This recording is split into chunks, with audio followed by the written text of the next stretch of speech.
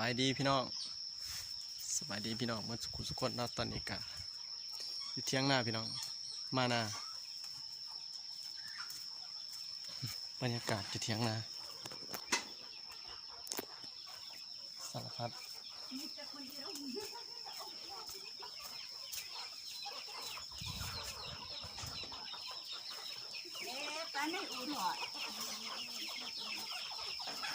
โอ้กระจดจด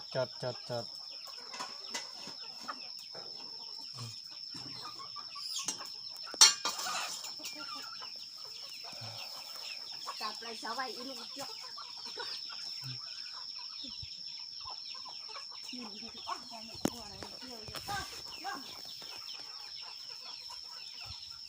บรรยากาศจะประมาณนี้พี่น้อง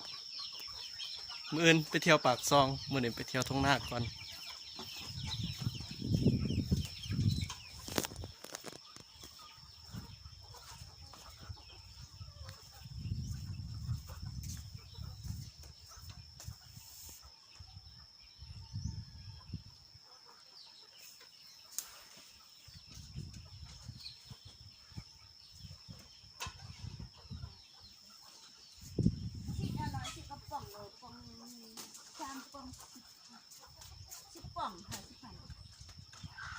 นับเอา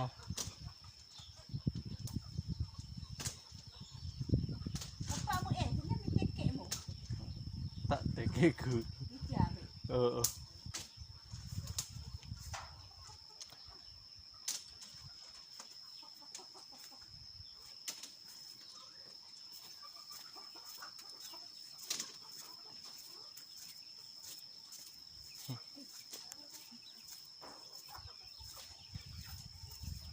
เปลี่ยนสีเลยพี่น้องข้างหลังกับจุดแมน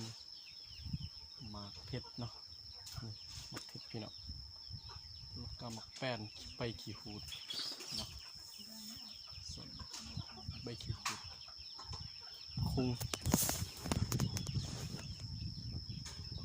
บะคุ้งท่านได้จัดสรรให้เป็นระบบระเบียบพี่น้องเลยจะประมาณนี้เนาะ